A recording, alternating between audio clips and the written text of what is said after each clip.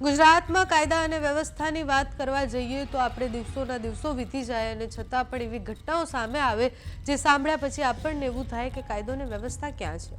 લુખ્ખા ગુંડા તત્વો એટલા બેફામ બની ગયા છે કે પોલીસનો એમને ડર જ નથી રહ્યો।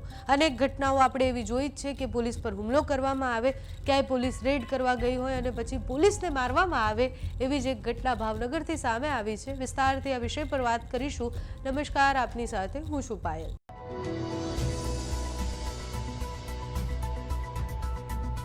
ભાવનગરના ભાલ પંથકના જસવંતપુરા ગામમાં જુગારની રેડ કરવા માટે પોલીસ કર્મીઓ જાય છે। એ પોલીસ કર્મીઓમાં 2 પોલીસ કોન્સ્ટેબલ હોય છે, એમના ડ્રાઈવર હોય છે અને બધા પર હુમલો કરવામાં આવે છે। 15 થી 20 લોકોનો ટોળું લાકડા લઈને આવે છે, એટલે લાકડીઓ લઈને આવે છે અને પછી પોલીસ પર હુમલો કરે છે। પોલીસ પર એટલો હિચકારી હુમલો થાય છે કે 3 પોલીસ કર્મીઓ જે છે એ ઈજાગ્રસ્ત થાય છે, એમને હોસ્પિટલમાં દાખલ કરવામાં આવે છે। ઘટનામાં લકીરાજ સાથે જ બીજા કોન્સ્ટેબલ અને ડ્રાઈવર જે છે એ 3 લોકો ઈજાગ્રસ્ત થાય છે। પોલીસ જ્યારે રેડ પાડવા જાય છે એટલે બાતમીના આધારે રેડ પાડવા જાય છે અને જુગારના અડ્ડા સુધી પહોંચે એની પહેલા જ એમના ઉપર 15 થી 20 લોકો તૂટી પડે છે। આની પહેલા અનેક ઘટનાઓ આપણે એવી જોઈ છે કે દારૂના અડ્ડે પોલીસ રેડ કરવા જાય અને પછી પોલીસ પર હુમલો થઈ જાય।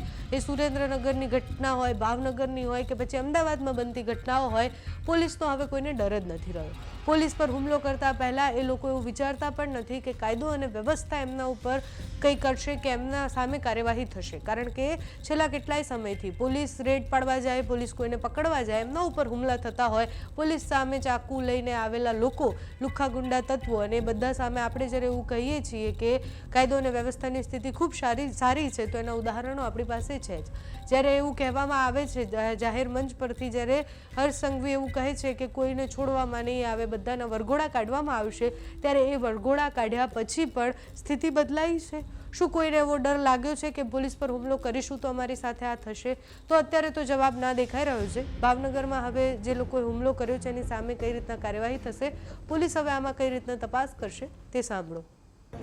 આજે વેરાવદર હાલ જે સનેસ પોલીસ સ્ટેશન છે તેના જે જસવંતપુરા જે ગામમાં એક આ રીતનો બનાવ બનેલ છે, જેમાં પોલીસ સ્ટાફને બાતમીદારથી જાણવા મળ્યું કે તે ત્યાં જે છે માણસો જુગાર રમે છે, જેથી પોલીસ કર્મચારીઓ તાત્કાલિક નાસી ન જાય ત્યાં માટે ત્યાં ગયા। તો ત્યાંના જે 20 થી 25 લોકોનું ટોળું જે છે પોલીસ સાથે સંઘર્ષમાં આવ્યું અને પોલીસને માથાના ભાગે તથા હાથમાં અને શરીરે ઈજા કરેલ છે અને હાલમાં જે પોલીસ કર્મચારીઓ જે છે એ સરટી હોસ્પિટલમાં દાખલ કરવામાં આવેલા છે, તેઓની સારવાર ચાલુ છે અને આ બાબતે જુગારનો તથા બીજો જે છે ગુનો વેરાવદર હાલ પોલીસ સ્ટેશનમાં દાખલ કરવાની કાર્યવાહી આરોપીને રાઉન્ડ અપ કરવામાં આવ્યો છે।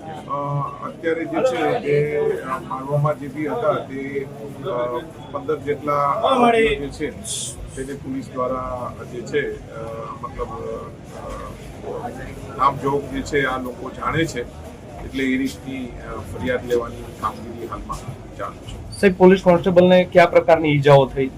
પોલીસ કોન્સ્ટેબલ જે છે તેને માથાના ભાગે જે છે ઈજા થયેલી છે, બીજાને શરીરે માર મારેલો છે અને એકના હાથમાં બી વાગ્યું છે અને તેને કાંટા લેવાનું અને જે છે મેડિકલી ટ્રીટમેન્ટ હાથમાં ચાલુ છે। સર, એક પોલીસ કોન્સ્ટેબલને ખાડીમાં નાખી દેવાનો પણ પ્રયત્ન કરવામાં આવ્યો હતો। હા, જે પોલીસ કર્મચારી જે હતા તેને જે છે આ લોકોએ જે છે તેને સળિયાતા અને એ રીતનું એની સાથે કરેલી એ બાબતની જે છે હાલ પોલીસ સ્ટેશનમાં વિગતવાર જે ફરિયાદ જે છે આ લોકો સામે દાખલ કરવાની હાલમાં।